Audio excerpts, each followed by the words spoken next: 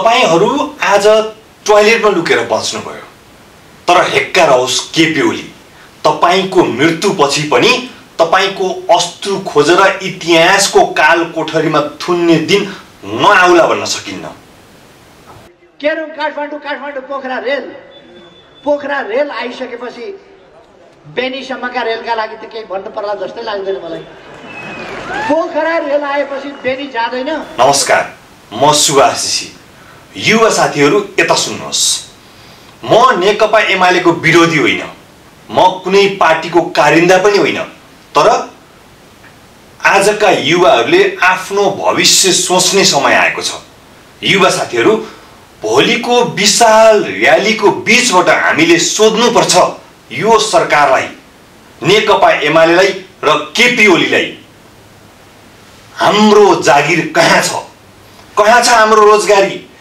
विगत 40 वर्षदेखि देश बनाउने नाउँमा हाम्रो रगत चुस्ने कांग्रेस एमाले र माओवादी खाओवादीहरूलाई, अझ भनौं केपी ओली र नेकपा एमालेका प्रमुख केही व्यक्तिहरूलाई, केही नेताहरूलाई, जसले आफ्नो स्वार्थमा युवाहरू प्रयोग गर्नका लागि युवाहरूलाई बेरोजगार बनाउँछन्, देशमा रोजगारी सिर्जना गर्दैनन् अनि युवा शक्ति प्रदर्शनको नाटक गराउने खेल गर्छन्।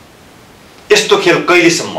म पनि युवा हुँ, म पनि 40 वर्षभन्दा कम उमेरको युवा हुँ, म पनि त्यो भोलिको नाटकमा आउनेछु र सोध्नेछु कहाँ छ हाम्रो रोजगारी? म जस्ता युवाहरू विदेशी भूमिमा बेचिन कहिले रोकिन्छ? वैदेशिक ऋण लिएर राज्यको ढुकुटीमा फजुल खर्च बारम्बार किन गरिँदैछ? हामीले वर्षौंदेखि सुनेका छौं, नेताहरूले भन्दै आएका छन् युवा यो देशको भविष्य हुन्। त्यसो भए यी नेतृत्वले हाम्रो भविष्य भ्रष्टाचारको भट्टीमा किन हालिरहेका छन्?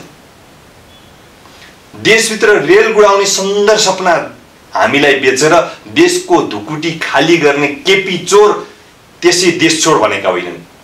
हामीलाई जवाफ दिन पर्यो, राज्यको ढुकुटी करोडौंको रेल फजुल खर्च के यो भ्रष्टाचार होइन?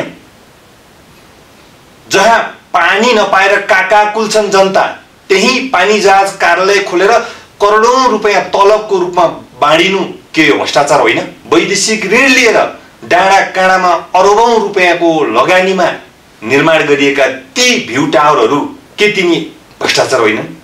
अहिले ती भ्यू टावरहरू सार्वजनिक शौचालय जस्तै बनेका छन्, दिशा पिसाब मलमूत्रले भरिएका छन्। केपी चोर देश छोडको नारा यसै घन्किएको होइन, भोलिको र्यालीमा पनि याद रहोस् यही नारा घन्किनेछ। यति ठूलो फजुल खर्च गर्नुको साटो देशमा रोजगारी सिर्जना गर्न कसले रोक्यो? यी सबै प्रश्नको जवाफ भ्रष्टाचारीहरूको नाइके केपी ओलीले दिनुपर्छ। जनतालाई घर घरमा ग्यासको पाइप, देशका डाँडा काँडामा रेल जस्ता सुन्दर सपना बेचेर देशको खजाना खाली गर्नेहरूलाई इतिहासले त्यसै छोड्नेवाला छैन। केपी ओली, तिम्रो मृत्युपछि पनि चिहानबाट उठाएर नेपाली जनताले अदालतमा खडा गर्नेछन्। त्यो बेला तिम्रो 4 पल्ट बनेको प्रधानमन्त्रीको इतिहास, तिम्रो इतिहास कालो पोतेर इतिहासमा रहिरहनेछ।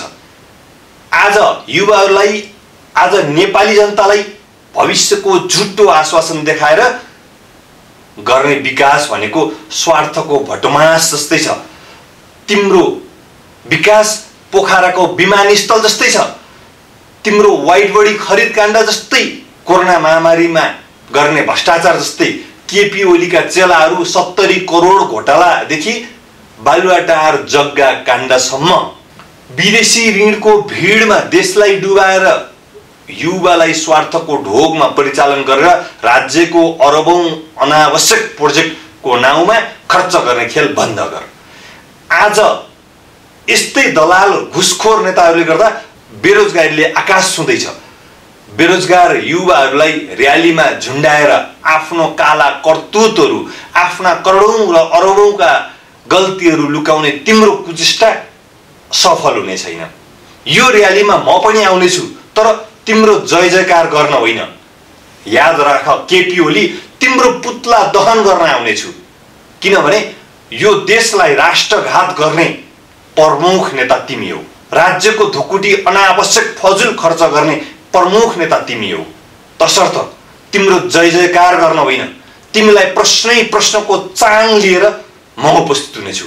भोलिको र्यालीमा म जस्ता हजारौं युवाहरूले तिमीलाई त्यही प्रश्न गर्नेछन्, खै हाम्रो रोजगारी, खै हाम्रो देश विकास, वैदेशिक ऋणमा किन यति ठुलो भ्रष्टाचार, वैदेशिक ऋण लिएर फजुल खर्च किन गर्दैछौ, यो देशको ढुकुटी किन रित्याउँदैछौ, देशलाई ऋणको भारी किन बोकाउँदैछौ, त्यो ऋण कसले तिर्छ?